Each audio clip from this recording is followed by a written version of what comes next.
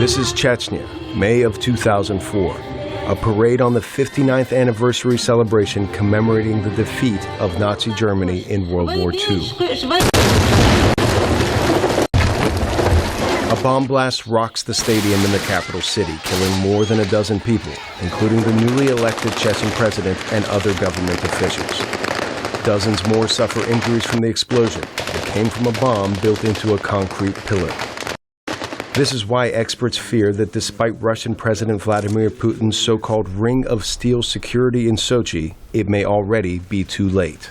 Assuming that it's 100% effective, although nothing ever is, he set it up long after the Sochi Games were announced and construction started. That means that cells had the opportunity to move into place long before that construction.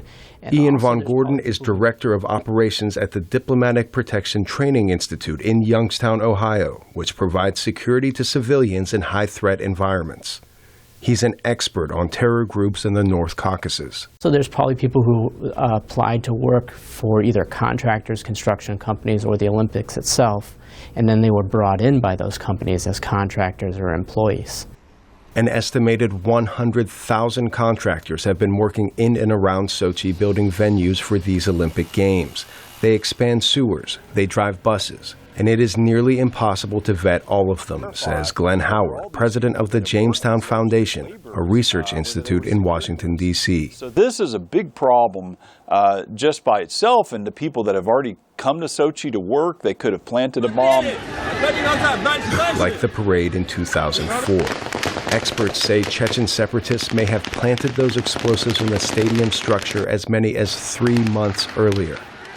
I think I would be very surprised if there was not a bombing or something happened between now and the actual Olympics when it starts on February 6th. Sochi is just west of a neighboring Caucasus region where separatists have vowed to fight Russians to the death.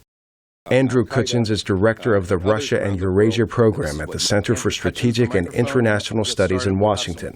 He says the Games may be too good an opportunity for extremists to pass. Sochi is the holy grail, I would think, for a terrorist, Islamic jihadist terrorist individual or group to go after.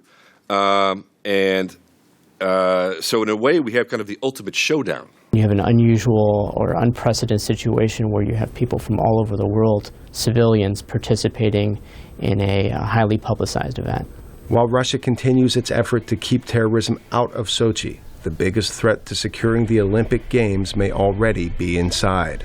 In Washington, I'm Arash Arabasadi for VOA News.